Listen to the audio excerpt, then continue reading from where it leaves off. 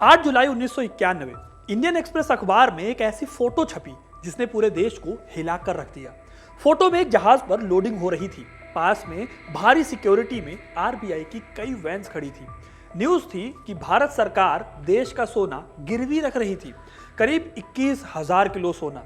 इस खबर ने भारत की आर्थिक हालत की पोल खोल दी थी। भारत के पास सिर्फ 14 दिनों तक के इंपोर्ट का फॉरेन रिजर्व बचा हुआ था। देश दिवालिया होने की कगार पर था। इस खबर के 16 दिनों बाद एक और खबर बनी। इस खबर में था कि भारत ने दुनिया के लिए अपने देश के दरवाजे खोल दिए थे। 24 जुलाई 1991 आज ही के दिन 33 साल पहले भारत में इकोनॉमिक लिबरलाइजेशन की नींव रखी गई, जिसने देश को तरक्की की राह पर आगे बढ़ाया। यह वीडियो तरक्की की राह में रखे गए उसी पहले पत्थर की कहानी है। आखिर क्यों भारत को अपना सोना गिरवी रखना पड़ा, किन हालात में यह फैसला लेना पड़ा और आखिर कैसे पीएम नरसिम्हा राव और उनके समय के वित्त मंत्री मनमोहन सिंह ने इस मुश्किल वक्त से भारत को बाहर निकाला। आपको सब इस वीडियो में यह पता चलेगा, तो वीडियो को एंड तक जरूर देखिएगा, क्योंकि अपना इतिहास नहीं जानोगे तो खुद को कैसे पहचानोगे।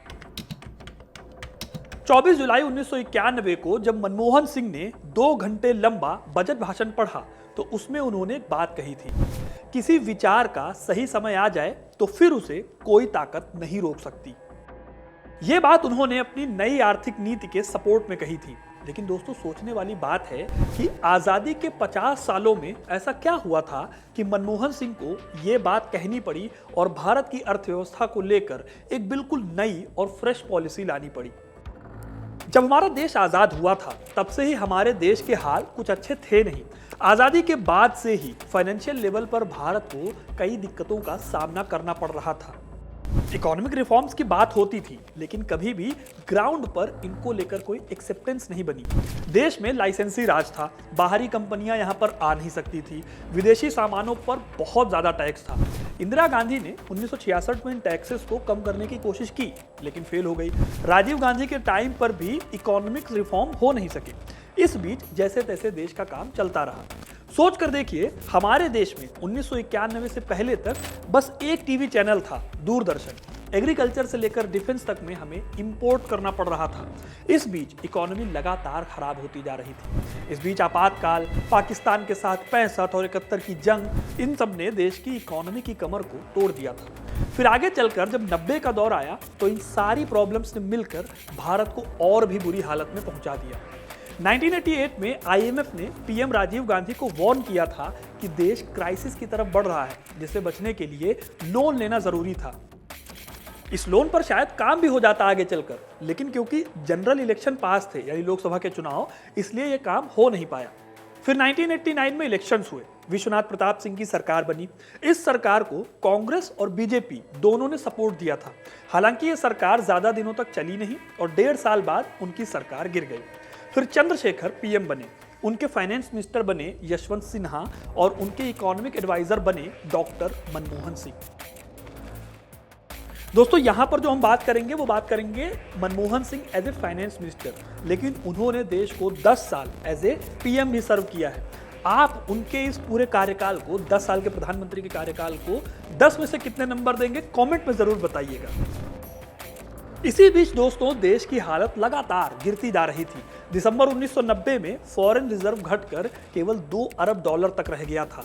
इस रिजर्व से सिर्फ 2 हफ्ते के इंपोर्ट भर का बिल भरा जा सकता था। उस समय भारत के ऊपर $5 अरब का शॉर्ट टर्म लोन का बोझ था। कर्ज पर ब्याज चुकाने के लिए हमारे पास पैसे नहीं थे। शॉर्ट टर्म कर्ज का मतलब होता है 30 से 90 दिनों तक का कर्ज। इसकी लिमिट खत्म होने के बाद आपको इसे पे करना होता है, और क्योंकि हमारे फॉरेन रिजर्व खत्म होने की कगार पर थे, इसलिए देश के ऊपर खतरा था कि कहीं भारत को डिफॉल्टर न डिक्लेयर कर दिया जाए। इस सिचुएशन से बचने के लिए ही हमारे देश के सोने को दुनिया के अलग अलग बैंकों में गिरवी रखा गया, लेकिन इससे भी कोई बहुत बड़ी हेल्प हमारी नहीं हो पाई। पीएम नरसिम्हा राव की सरकार ने इसके बाद आरबीआई में रखे गोल्ड रिजर्व को 2 और विदेशी बैंकों में गिरवी रख दिया। यह काम सीक्रेट ढंग से हो रहा था, लेकिन इंडियन एक्सप्रेस ने इसका पर्दाफाश कर दिया। खैर, कंगाली तो चल ही रही थी। ऐसे में आटा गीला हुआ तब जब अमेरिका ने इराक पर हमला कर दिया। इस हमले से हुआ यह कि तेल के दाम अचानक आसमान छूने लगे थे। युद्ध से पहले भारत तेल के आयात पर हर महीने 500 करोड़ रुपए खर्च कर रहा था, लेकिन युद्ध शुरू होने के बाद हर महीने 1200 करोड़ रुपए खर्च करने पड़ रहे थे। भारत में पहले से ही फॉरेन एक्सचेंज की किल्लत चल रही थी। तेल के दाम बढ़े तो लगा कि अगली कर्ज की किस्त जो है उस पर हम डिफॉल्ट कर जाएंगे। ऐसी हालत में भारत को IMF यानी इंटरनेशनल मॉनेटरी फंड्स का दरवाजा खटखटाना पड़ा। लेकिन इसी सीन में अमेरिका, जिसकी IMF में चलती थी, उसने भारत की मजबूरी का फायदा उठाया। एक डील साइन करके भारत के एयरपोर्ट्स को इस्तेमाल कर लिया अपने लड़ाकू जहाजों को भारत में उतारकर तेल भरने के लिए। इस डील पर साइन करने के बाद IMF ने भारत के बेल आउट समझौते पर साइन कर दिए। भारत के लिए यह बहुत बड़ी हार के जैसा था, क्योंकि यहां पर भारत को मजबूरी में इस डील पर साइन करने पड़े थे। इन सारी प्रॉब्लम्स के बीच में दोस्तों एक बार फिर मई 1991 में देश के चुनाव हुए और इस चुनाव में PV नरसिम्हा राव की सरकार बनी। उन्होंने इकोनॉमी के एक्सपर्ट मनमोहन सिंह को बनाया अपना finance minister.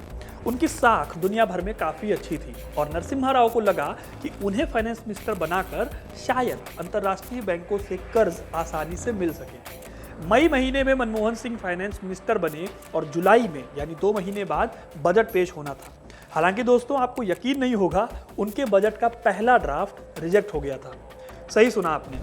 The man who remade India में विनय सीतापति बताते हैं कि मनमोहन सिंह के पहले बजट के ड्राफ्ट को पढ़कर नरसिम्हा राव ने थोड़ी उदासी, थोड़ा गुस्से और थोड़ा अफसोस के साथ मनमोहन सिंह से पूछा, क्या मैंने तुम्हें इसीलिए चुना था? इसके बाद मनमोहन सिंह ने युद्ध स्तर पर लगकर दूसरे ड्राफ्ट की तैयारी की। 6 हफ्तों के अंदर आखिरकार 24 जुलाई को डॉक्टर सिंह ने बजट पेश किया। 18,650 शब्दों के इस भाषण में ही मनमोहन सिंह ने कहा था, किसी विचार का सही समय आ जाए तो फिर उसे कोई ताकत नहीं रोक सकती। इस बीच इस बजट में मनमोहन सिंह ने कई बड़े फैसले लिए, जैसे कि इंपोर्ट ड्यूटी को घटाकर 300% से 50% कर दिया। सीमा शुल्क को भी 220% से घटाकर 150% कर दिया गया। लाइसेंस के सिस्टम में भी कई सुधार किए गए।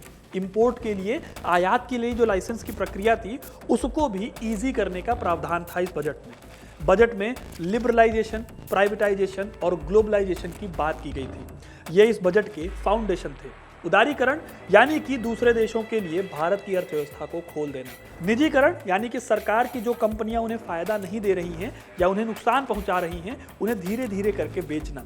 और वैश्वीकरण यानी कि वसुधैव कुटुंबकम की भावना पर जोर दिया गया। इस बजट को भारतीय इतिहास का सबसे क्रांतिकारी बजट माना जाता है। वैसे दोस्तों नरसिम्हा राव खुद नहीं जानते थे कि ये इतना बड़ा चेंज होगा। गिरवी रखा गया देश का सोना साल के अंत तक वापस खरीद लिया गया। आंकड़ों की अगर माने तो 1991 में भारत की इकोनॉमी $266 बिलियन थी, जो अगले 30 सालों में 4 ट्रिलियन के आंकड़े को छूने लगी। उदारीकरण ने भारत के इतिहास को 2 चरणों में बांट दिया। आज हम पढ़ते हैं 1991 से पहले का भारत और 1991 के बाद का भारत। 91 से पहले देश में सिर्फ एक चैनल था, दूरदर्शन। 91 के बाद कई चैनल अस्तित्व में आए। ऐसे ही बाहर की टेक्नोलॉजी में फोन सबसे बड़ी काम की चीज है, जो आज भी सबसे ज्यादा यूज होता है। ऐसे ही प्राइवेट बैंक्स ने देश में बैंकिंग सेक्टर को और भी ज्यादा मजबूत बनाया। इस तरह भारत इन पॉलिसीज की वजह से कहीं ना कहीं इतनी बड़ी अर्थव्यवस्था को खड़ा करने में कामयाब रहा। दोस्तों ये थी कहानी भारत के सबसे बड़े बजट की। सबसे इंपॉर्टेंट बजट माना जाता है इसे भारत के इतिहास में।